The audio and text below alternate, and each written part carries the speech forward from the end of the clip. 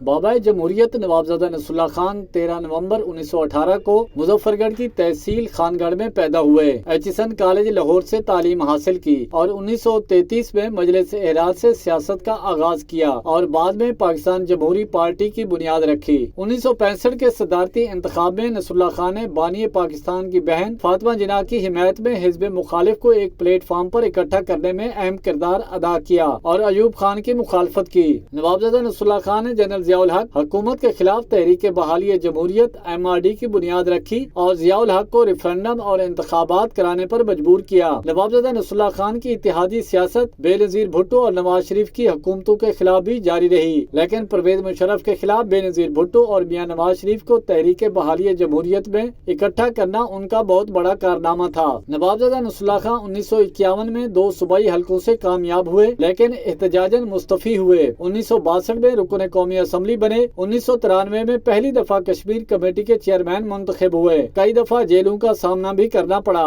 ان کا شعر و شاعری سے بھی شگاف تھا۔ نوابزادہ نصر اللہ خان 2003 میں دل کے عارضے کی وجہ سے اسلام آباد کی شفا انٹرنیشنل ہسپتال میں زیر علاج تھے کہ 26 اور 27 ستمبر کی درمیانی شب کو دنیا فانی سے کوچ کر گئے۔